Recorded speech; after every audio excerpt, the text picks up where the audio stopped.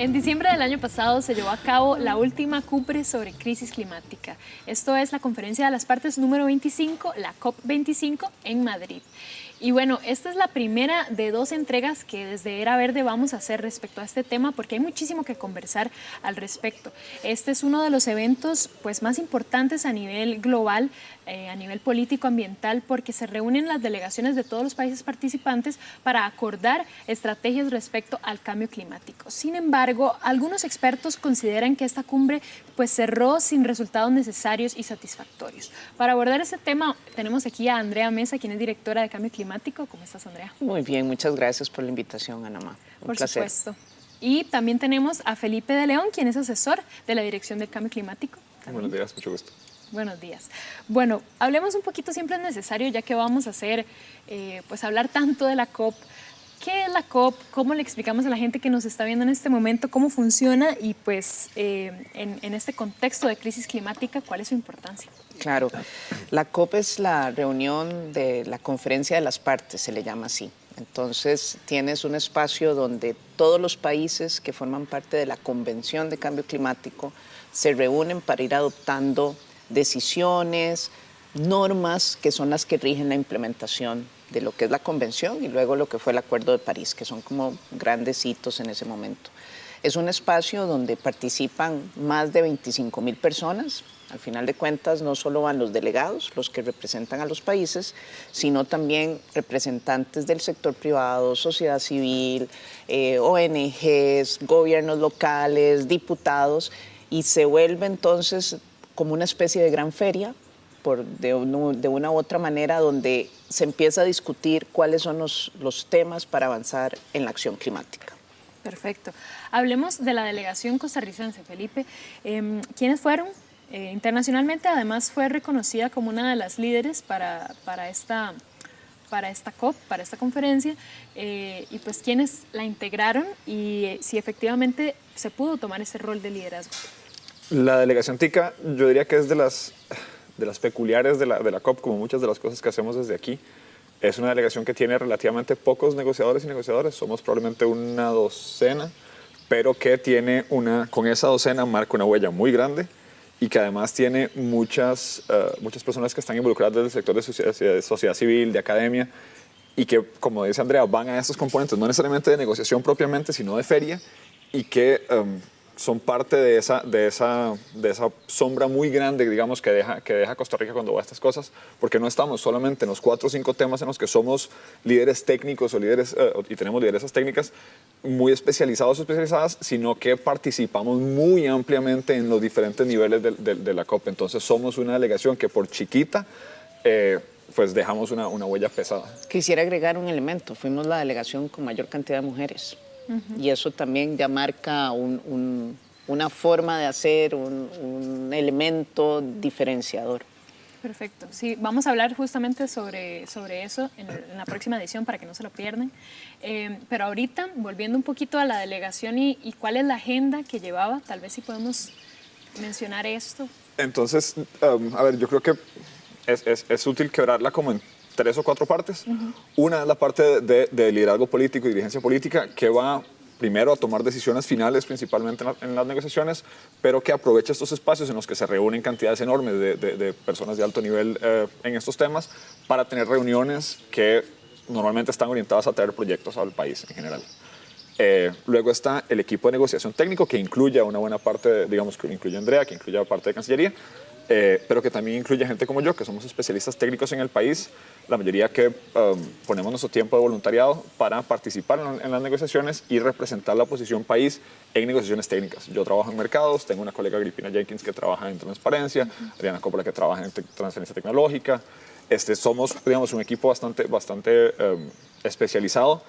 En la negociación ocurren en paralelo entre 15 y probablemente 25 sesiones de negociación simultáneas con los diferentes temas. Nosotros no cubrimos, obviamente, todas, las cubrimos trabajando como parte de un grupo más grande, de un grupo de negociación, y en los temas en los que Costa Rica tiene especial interés o especial expertise, y normalmente van de la mano, tenemos negociadores y negociadoras técnicas. Y luego tenemos este otro contingente de sociedad civil, academia y ONGs, que va a participar en los elementos más de la feria, digamos. Hay muchos paneles, hay reuniones, hay creaciones de capacidad, hay toda una serie de actividades que aprovechan el estar recolectando a toda esta gente en un solo lugar para tener esto. Entonces, el tener una delegación que es bastante integrada, porque yo diría que es bastante planita.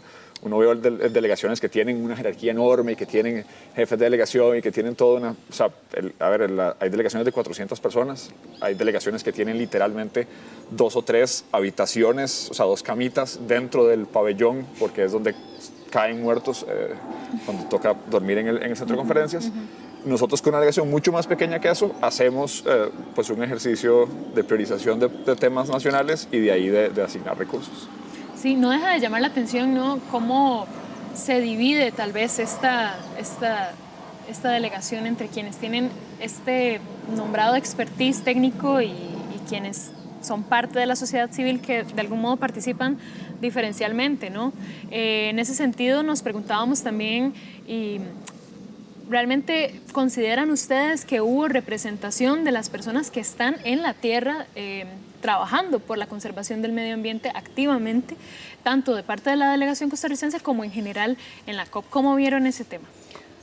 Yo iniciaría por el análisis de la delegación costarricense. O sea, tenías representación indígena, representación de mujeres, de los colectivos que están en el 5C, representación de ONGs, de gente que está también haciendo acción climática en sus comunidades, etcétera. Entonces, te diría, sí, hubo una representación de esa visión y eso es lo que enriquece las posiciones, lo que enriquece entender cuáles son los problemas, qué necesitamos para hacer esa transformación de la que estamos hablando. Eso te lo da esa conversación, ese diálogo con los que están en los territorios haciendo las cosas, sin duda.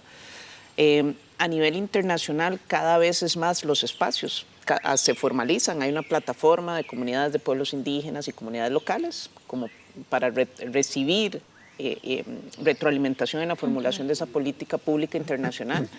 Y tienes también simplemente el tema de tener presencia y exigir, y ahí vas a tener los liderazgos, ¿no? La famosa Greta, pero no solo Greta como una representante del movimiento de jóvenes, sino de jóvenes de todas las regiones, ¿no? Al final, exigiendo más ambición climática, diciendo, señores, se nos acaba el tiempo y no estamos viendo las transformaciones que queremos. Y todo eso te mete presión. O sea, yo creo que estamos en un contexto geopolítico muy complejo, muy diferente a lo que fue el Acuerdo de París, y creo que eso es lo que muchas veces nos mete a todos temor. Esto va para algún lado, va a funcionar, estamos haciendo las cosas que de verdad necesitamos, pero es tener esas voces, escuchar ahí la presión, escuchar las manifestaciones dentro y fuera del venue, ¿no? del centro de convenciones, los que le meten también presión, y por lo menos a mí me genera algo de esperanza, decir, bueno, sí, o sea, si aquí no es con los tomadores de decisión, es ahí afuera que muchas de las cosas van a suceder, ¿no? Claro, claro. Y bueno, vamos a hablar un poquito más sobre eso, reflexionar también cuál es pues eso, el lugar que tienen estas personas representantes y pues ojalá no se quede, ¿verdad?, ahí en esa representación que suele ser más del papel que de la acción, pero esperemos que bueno, vamos a dialogar, a entender cómo fue que se incorporó esta visión y cuáles son los aciertos finalmente que nos llevamos de esta COP. Claro. Ya hablamos con más aquí en el Verde.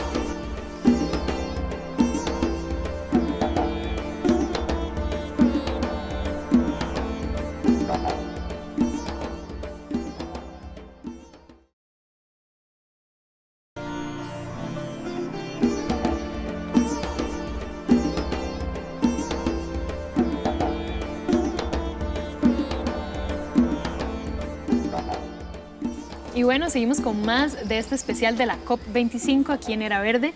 Andrea, se entiende que dentro de la delegación costarricense, en la agenda y las propuestas que resultaron finalmente, hay como 3 grandes secciones que podemos tal vez conversar.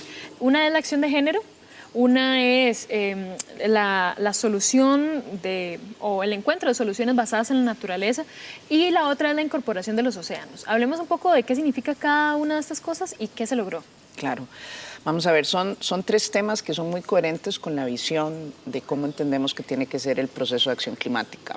Acción de género y el enfoque de derechos humanos.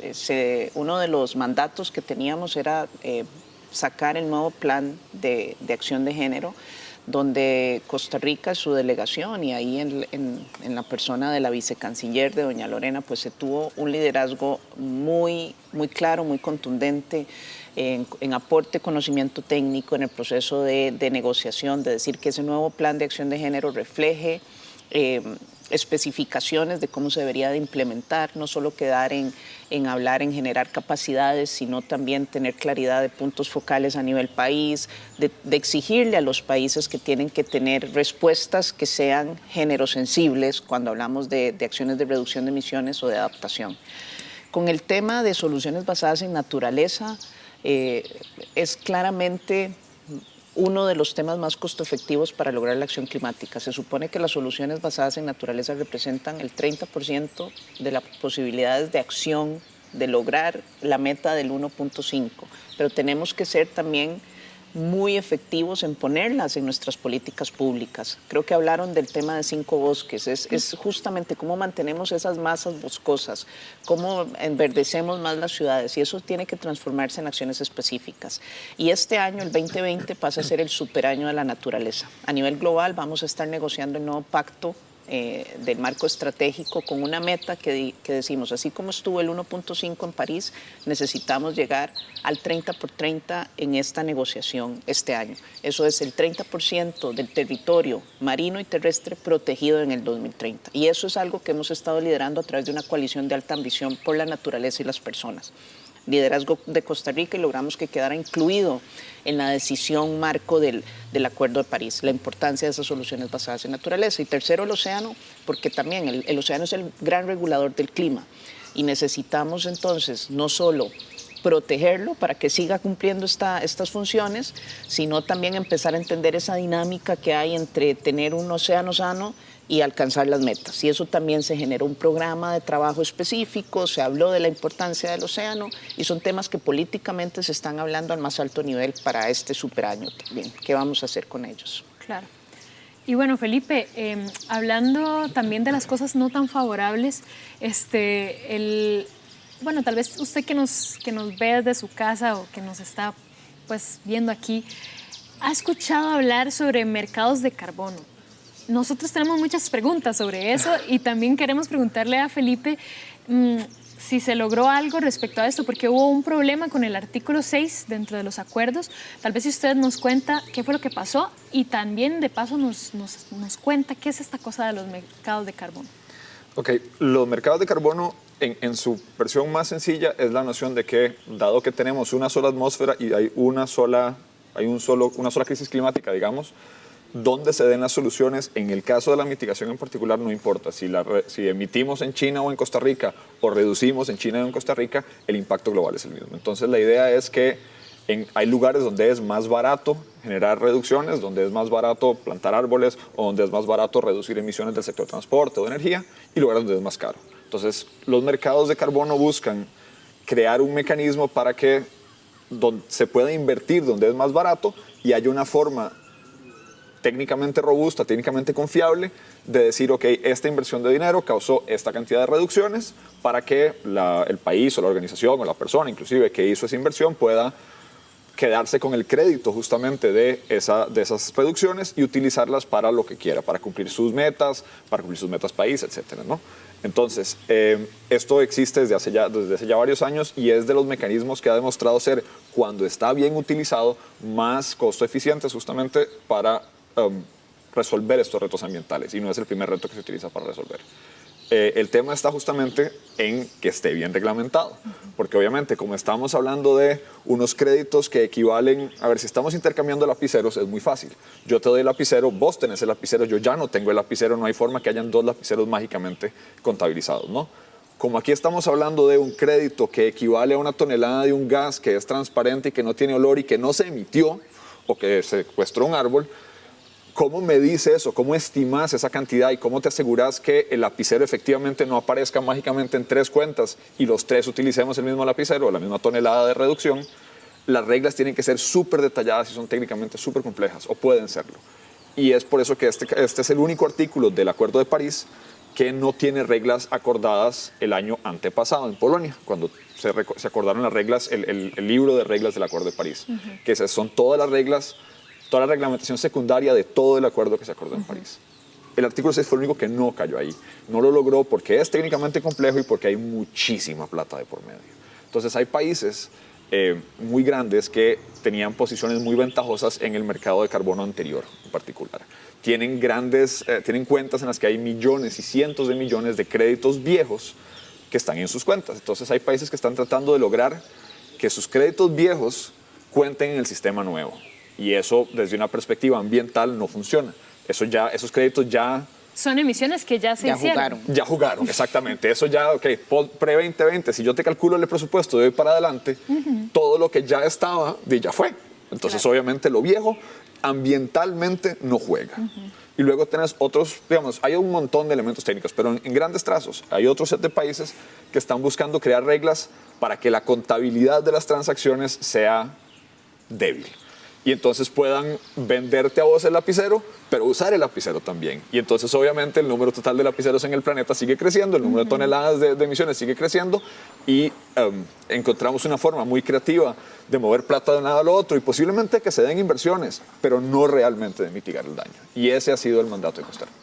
Claro, buenísimo. Bueno, muchas gracias por la explicación. Creo que queda un poco más claro y también queda un poco más claro por qué, ¿verdad?, estas potencias mundiales no se logran comprometer. Y finalmente, antes de irnos a una pausa, si usted me puede comentar, Felipe, brevemente, ¿cuáles son los principios de San José que Costa Rica logró posicionar?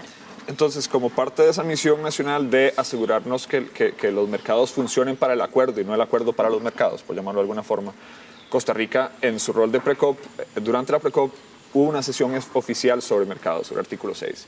Y en esa sesión identificamos, y veníamos trabajando desde algún tiempo antes, ciertos principios básicos que un grupo grande de países, y esto es lo más importante tal vez, de todos los tamaños y de todas las categorías. Hay países desarrollados y en vías de desarrollo de básicamente todos los continentes, hay islas, hay de todo lo que se quiera, que tenían estas posiciones en común y que representaban un mínimo funcional, lo que realmente nosotros reconocíamos técnicamente como lo mínimo para que esto cumpliera con sus objetivos.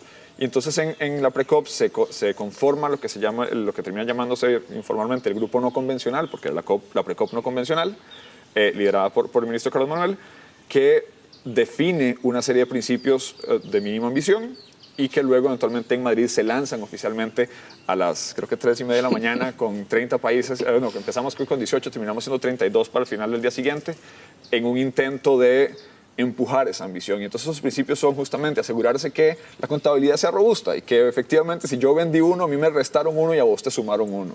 Que no hayan créditos del pre-2020, que nos aseguremos que haya financiamiento para la adaptación, porque la mitigación no solamente por este tema de que hay un mercado que la rodea, por este tema de que vos puedes invertir en mitigar en otro lado, hay en general más plata para mitigación que para adaptación. Entonces, ¿cómo te aseguras que estos mercados de carbono no solamente beneficien a quienes pueden reducir emisiones, sino se aseguren de que haya equidad y justicia social en esa transición?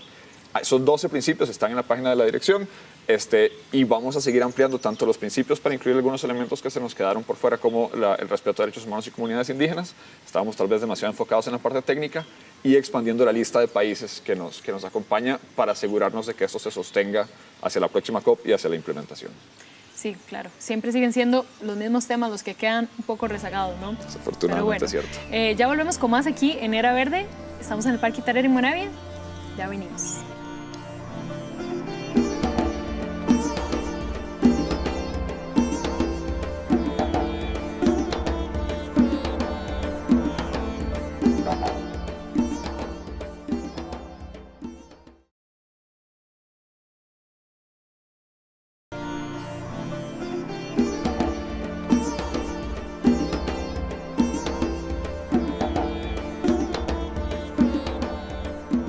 Y volvemos con más de esta primera entrega de la COP25 aquí en Era Verde. Andrea, justo estábamos hablando de algo muy importante, ¿no?, para nosotras y nosotros. Las dudas, las cosas que siguen quedando irresueltas y que siguen siendo una deuda histórica que tienen los gobiernos con quienes preservan el ambiente, con la sociedad civil, con las organizaciones indígenas, con las comunidades que están, desde hace mucho tiempo exigiendo cosas específicas para proteger y conservar el ambiente, ¿verdad? Hasta genera como... Es curioso, ¿verdad? Pensar en soluciones basadas en la naturaleza, tener que decir eso, es irónico, ¿no? Sí. ¿Cómo una solución no va a ser basada en la naturaleza? Pero hablemos entonces de cómo esta COP cierra, siendo la más larga de la historia y sin grandes resultados, y ante esto la sociedad civil pues plantea denuncias y demandas específicas. ¿Cómo se abordan? Esto es importante dentro de la COP. ¿Cuál papel tiene? La sociedad civil y los colectivos juegan un papel cada vez más central, porque entre otras cosas estamos dejando un mundo que se venía muy centrado en la negociación, con toda una serie de consideraciones técnicas, a justamente transicionar a algo en donde ya decimos, ya tenemos las reglas del juego, o sea, ya es ponernos a actuar, ejecutemos, es acción climática ahora el centro de muchos de estos procesos. Y esa demanda, esa presión que hacen los diferentes actores, y aquí digo, efectivamente, comunidades indígenas, colectivos de mujeres, sector privado, porque tienes también sector privado que está interesado en ver esta transición, en acelerar, mete presión diciendo, aquí estamos listos, las soluciones están ahí, más bien rompamos estos otros intereses que son los que están frenando, que adoptemos metas más ambiciosas y que canalicemos más dinero a esta acción. Entonces, cuando tienes ese llamado de la ciencia, que también la comunidad científica es crítica en todo este proceso, cuando tienes a esos colectivos haciendo conferencias de prensa, muchas veces a los políticos también se complica, ¿no? No decir, no puedo poner atención. Puedes entonces, y creo que es un poco lo que vemos en este momento, empezar a tomar posiciones tan radicales, ¿no? Negacionistas, incluso de burla, si se quiere, frente a ciertas demandas que tienen ciertos colectivos. Pero por otra parte, para mí esto es lo que refleja ese gran momento de transición en el que estamos. Y esto genera temor y eso es vital, por lo tanto, seguir facilitando que puedas tener presencia de actores no estatales, ya sea en los cuartos de negociación, porque están observando, y eso es un poco, ¿verdad? Cuando estamos a puerta cerrada, esas transacciones a veces son más simples y muchas veces nos olvidamos de por quién estamos negociando, ¿no? Y para quién estamos negociando. Cuando tienes presencia de actores no estatales ahí, como dice uno, muchas veces te cortas un poco, ¿no? Ya desde esa perspectiva de la política pública, pues tiendes a decir, bueno, necesito hacerlo un poquito más coherente con lo que es mi discurso. Entonces, es vital, es muy importante seguir canalizando más apoyo para ese proceso transformador a estos colectivos, a estos actores, y creo que es ahí donde va a estar la fuerza del cambio. Buenísimo. Felipe, son 84 países los que se comprometieron a mostrar programas estrictos, digamos, para el recorte de emisiones en el 2020. Sin embargo, los grandes responsables de estas emisiones, Estados Unidos, China, Rusia, India, no están dando señales de comprometerse en este objetivo. ¿Cuál es, digamos, la perspectiva desde la delegación costarricense respecto a esto y realmente cómo se maneja esa relación desigual que hay y que sigue pues perpetuando una lógica que tiene muchos años de existir, que tiene que ver con procesos de colonización, con procesos de cómo funciona el mundo y cómo se hace para entonces enfrentar este desafío? Yo definitivamente no tengo la respuesta completa a esa pregunta, pero sí tal vez algunos indicios. Uno es hacer la distinción entre el momento y la trayectoria, ¿no? Los Estados Unidos en este momento es lo que es, pero tiene elecciones que se acercan y lo que pasa en esas elecciones, si uno las está viendo más de cerca, el cambio climático es probablemente el tema número uno, está en las encuestas entre los demócratas, está entre los primeros 5 temas, inclusive entre los republicanos. Si ganan algunos de los demócratas, estamos hablando de Green New Deals, y, o sea, ahí podemos ver un cambio enorme relativamente rápido. Entonces, eso por un lado. China e India son realidades muy diferentes, diría yo, a los Estados Unidos. Ponerlas en lo mismo es difícil. Hablarle a China o a India de que no puede seguir creciendo económicamente es decir que tiene que condenar a un porcentaje enorme de su población a la pobreza, y eso no es, en mi opinión, moral, ni ética, ni políticamente sostenible. Hay un espacio para el crecimiento, pero tiene que ser crecimiento bajo en emisiones, tiene que ser crecimiento descarbonizado y tiene que ser crecimiento balanceado por probablemente una desaceleración, por lo menos en los países más grandes. El otro es hablar de países grandes que sí se están moviendo. Europa acaba de anunciar su propio Green New Deal, acaba de anunciar $1 trillón para movilización climática y acaba de anunciar una de las metas más ambiciosas a nivel básicamente de un continente, con un país ahí que se quedó atrás. Entonces, en mi opinión, el panorama técnico y científico de esto no es tan terrible como creemos. El panorama político es complicado y ese panorama político, yo comparto lo que decía Andrea hace un momento, tiene en mi cabeza un foco de luz importante, que es la movilización social que estamos viendo. Son los movimientos de jóvenes particularmente y de mujeres que están levantando la voz que necesitamos y que yo he estado en sala y he visto de primera mano a negociadores con décadas de experiencia decir, pero es que si nosotros aceptamos eso, afuera nos van a linchar. Y cambiar una opinión en función de eso. Entonces ahí está mi esperanza y ahí está donde yo veo a las poblaciones jóvenes cambiando sus gobiernos, porque ahí es donde tiene que estar. No somos individualmente, somos como colectivos. Y esos gobiernos cambiando sus posiciones. De verdad no estamos tan lejos como podría parecer. Buenísimo. Bueno, yo creo que han mencionado ambos pues, el papel que tiene la sociedad civil, los movimientos sociales, los movimientos ambientalistas, sobre todo en este país, que son fuertes, que son grandes, que están presentes.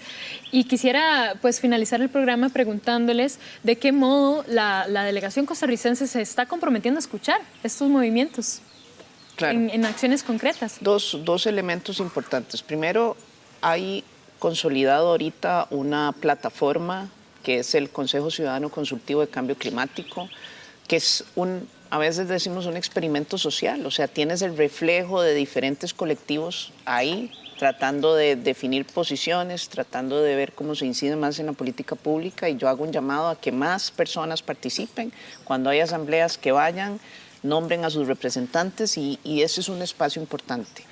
Luego, cuando vamos a ir a las COPs, que sigan diciendo, nosotros tenemos una política muy abierta, que algunos nos están cuestionando, por cierto, de por qué tanta gente está yendo a las COPs. Y nosotros somos de la postura de, qué maravilla que tengamos tanta gente, porque así vemos, nos ayudamos, aprendemos, y esto sin duda es beneficioso para este proceso en el que estamos tan complejo. Entonces, acérquense a la Dirección de Cambio Climático, acérquense a Cancillería, acérquense a los diferentes ministerios, que hay apertura para escucharlos, por un lado. Y dos, participen de las estructuras que están ahí puestas para hacer esta incidencia a nivel de la política climática y de los talleres, cuando llamamos a talleres, cuando vamos a entrar en procesos, vamos a entrar en el proceso de actualización de la contribución nacionalmente determinada, y es clave que se participe en estos talleres para seguir escuchando y para seguir corresponsabilizándonos y co-creando lo que va a estar ahí como nuevo compromiso de mayor ambición y lo que esperamos seguir haciendo en territorio para estas transformaciones. Perfecto, muchas gracias por acompañarnos.